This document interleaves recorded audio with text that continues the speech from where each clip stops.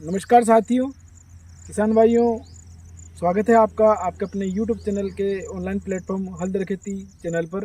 साथियों, जैसा कि ये सत्य है कि जो अगेती मटर हैं उसके भाव हर सीज़न में 100 रुपये से किलो के आसपास पहुंच जाते हैं। लेकिन इसके पीछे ये भी है कि बहुत ही कम किसान भाई अपने जो अगेती मटर का खेती करके अच्छा मुनाफा कमा पाते हैं। क्योंकि बहुत सारे किसान भाई क्या है कि अगेती मटर लगा तो देते हैं, लेकिन जानकारी के अभाव में, तकनीकी के अभाव में, नॉलेज के अभाव में वो अपना मुनाफा नहीं कमा पाते और जो उन्होंने लागत लगाई है वो भी नहीं निकाल पाते हैं। तो साथियों, आज के इस वीडियो में हम यही चर्चा करेंगे कि आप अगर अगेती मटर की खेती करना चाहते हैं तो आप उसमें क्या क्या सावधानियां रखें, आप उसमें कौन सी किस्म का चयन करें, इसकी बुआई का उचित समय क्या है, इसमें खाद उर्वरक आप कब और कैसे देवें, और उसमें हम क्या सावधानी रखें कि हम मार्केट में अपनी फसल जल्दी पहुंचाकर अच्छे भाव उसको ले सकें।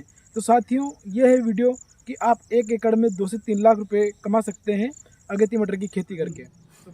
तो साथियों, सबसे पहले जो अगेती मटर की खेती में ध्यान रखने योग्य बात यह है कि आप उसकी बुआई का जो उचित समय है वो क्या है। साथियों, जैसे कि जो मध्य सितंबर के बाद में, यानी कि सितंबर का लास्ट सप्ताह और अक्टूबर के मध्य तक जो 2 सप्ताह रहते हैं, प्रथम सप्ताह, उसमें आप अगेती मटर की खेती कर सकते हैं। इस समय क्या होता है कि जो तापमान है वो 27 डिग्री के आसपास, यानी 30 डिग्री से नीचे आ जाता है, 27 डिग्री के आसपास आ जाता है। तो जो अगेती मटर है उसके अंकुरण में इसमें समस्या नहीं आती है। नहीं तो क्या होता है कि किसान भाइयों, तापमान अगर नीचे नहीं आता है तो आपके अंकुरण में दिक्कत आती है, उसका अंकुरण हो नहीं पाता है। अगर हो भी जाता है तो पौधे की बढ़वार नहीं होती है, उसमें पीलेपन की समस्या आती है और कहीं ना कहीं पौधा सूख कर जो आपका नुकसान उसमें हो सकता है। तो साथियों, इस बात का ध्यान रखें आप, क्योंकि ये जो तापमान है ये अलग अलग स्टेट वाइज, मतलब राज्य वाइज, जैसे कोई ये राजस्थान है, मध्य प्रदेश है, पंजाब, हरियाणा, गुजरात, तो इसमें तापमान आप आपके क्षेत्र में तापमान देखकर इसकी अगेती मटर की बुआई करें। क्योंकि तापमान अगर कम नहीं रहेगा तो जो उसकी बढ़वार है वो नहीं हो पाएगी। क्योंकि जो मटर है वो ठंडी और शुष्क जलवायु की फसल है, तो इसको जब इसकी बढ़वार के समय ये जो ग्रोथ होती है उस समय इसमें जो ठंडा मौसम इसको जरूरी रहता है।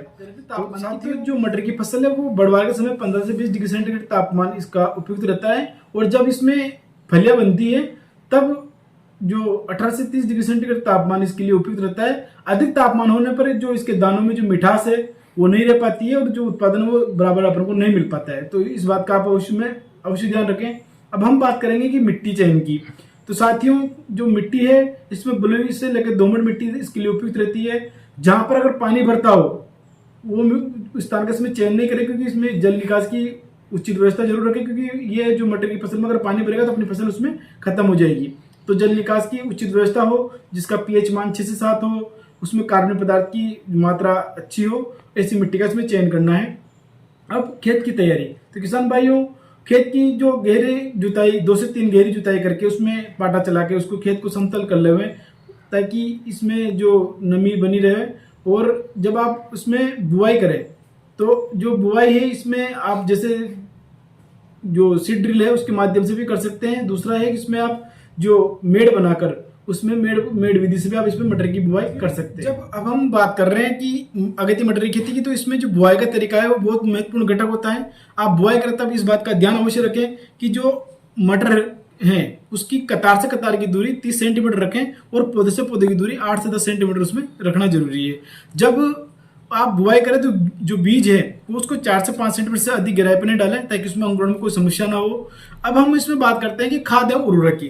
तो किसान भाइयों, खाद एवं उर्वरक एक बहुत ही महत्वपूर्ण हो जाता है कि आपकी जो उपज है वो खाद एवं उर्वरक को आपकी भूमि की उर्वरक शक्ति पे बहुत निर्भर करती है। तो जब आप खेत की अंतिम जुताई करें उससे पहले, बुआई से पहले 15-20 दिन पहले आप खेत में 8 से 10 टन अच्छी सड़ी हुई गोबर की खाद या वर्मी कंपोस्ट आप खेत में डालकर उसको अंतिम जुताई के समय खेत में मिला देवे। उसके बाद जो नाइट्रोजन होता है, यूरिया 30 किलोग्राम प्रति हेक्टेयर की दर से, और जो फास्फोरस और पोटाश है वो 50-50 किलो प्रति हेक्टेयर की दर से उसमें अपन खेत में काम में लेंगे। और साथ ही 4 से 5 किलोग्राम जिंक सल्फेट भी उसमें काम में ले सकते हैं। यूरिया की आधी मात्रा और फास्फोरस और पोटाश और जिंक की पूरी मात्रा जब अंतिम जुताई के समय उसको खेत में अपन को डालना है। और बाकी यूरिया की जो आधी मात्रा बचती है उसको फ्लावरिंग स्टेज के समय उसमें आप काम में ले सकते हैं। तो साथियों, ये तो हो गया खाद एवं उर्वरक। अब हम इसमें सिंचाई की बात करते हैं। तो जो अगेती मटर की जो फसल है उसमें आप जब नमी रहेगी तब आप उसमें बुआई कर सकते हैं। इसमें 2 सिंचाई तो बहुत ही महत्वपूर्ण है, इसकी क्रिटिकल अवस्था रहती है, जब फ्लावरिंग से पहले और आफ्टर फ्लावरिंग के बाद में।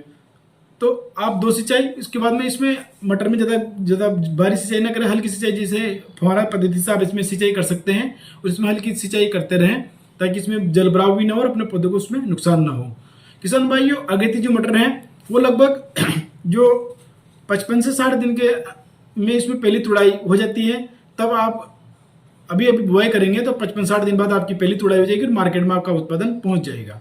अब इसमें सबसे महत्वपूर्ण एक और बात ये ध्यान रखनी है कि बीज दर, क्योंकि साथ ही उसकी जो नॉर्मल जो बीज दर है वो 90 से 100 किलो रहती है, लेकिन अपन इसमें 100 से 110 किलो जो बीज है वो बढ़ाकर बीज दर लेंगे, क्योंकि अगेती फसल में हो सकता है कि अंकुरण में भी प्रॉब्लम हो, तो आपको बीज दर बढ़ा के 110 किलो के आसपास प्रति हेक्टेयर के हिसाब से इसमें बीज दर काम में लेनी है। साथियों, अब हम बात करते हैं इसकी उन्नत किस्में जो अगेती किस्में हैं, जैसे कि काशी मुक्ति है, काशी उदय है, आजाद मटर 3 है, अर्ली बेजर है, अर्केल है। ये किस्में हैं जो अर्ली किस्म वैरायटी है और ये जल्दी बुआई के लिए उपयुक्त हैं और इनमें 55 से 60 दिन के अंदर पहली तुड़ाई इसमें हो जाती है। साथियों, अब हम बात करते हैं कि आपने बीज दर भी ले लिया, बीज उन्नत किस्म का चयन भी कर लिया, लेकिन बीज उपचार की बात आती है। तो किसान भाई अगर जैविक खेती करते हैं तो इसमें जो ट्राइकोडर्मा है उससे आप अगर बीज को उपचारित करेंगे तो आपकी जो विल्ट है और फसल सूखने की समस्या है वो इसमें नहीं आएगी। साथ ही आप इसमें जो कल्चर से, राइजोम कल्चर से, इनसे भी इसको बीज उपचार करें ताकि जो आपके फसल है उसकी शुरुआती अवस्था में अच्छी बढ़वार हो सकती है। और साथ ही अगर आप थायरम से, इनसे भी उपचार करना चाहते हैं तो आप इसमें भी उससे उपचार कर सकते हैं। उपचार की बात करते हैं, अगर रासायनिक आप उसमें बीज उपचार करना चाहते हैं तो आप कार्बनडाजिम प्लस मैंगोजेब जो आता है उससे आप 2 से 3 ग्राम प्रति किलो बीज के हिसाब से भी उसमें आप उपचारित करके अपनी फसल को बुआई कर सकते हैं। साथियों, अब हम इसमें बात करते हैं कीट एवं व्याधि की। तो अपनी जो मटर की फसल है इसमें माहू, चेपा, थ्रिप्स वगैरह जो रस चूसे कीट लगते हैं, इनके नियंत्रण के लिए आप इमिडाक्लोप्रिड 17.8 SL का अपनी फसलों में इसमें छिड़काव कर सकते हैं। मटर में दूसरी समस्या आती है विल्ट की, यानी सूखने की समस्या। तो किसान भाइयों, मैंने स्टार्टिंग में बताया था कि आप उसमें बीज उपचारित कर सकते हैं ट्राइकोडर्मा विरिडी से और अपनी भूमि उपचारित भी कर सकते हैं। तो बीज को उपचारित करके बोवें। और अगर आपकी खड़ी फसल में इसमें कोई विल्ट की समस्या आती है तो आप इसमें जो थायोफ्लुइड मिथाइल है या फिर जो फंजीसाइड है उसका आप गोल बनाकर उसमें अपने ड्रेंचिंग कर सकते हैं, जिससे अपनी ये फसल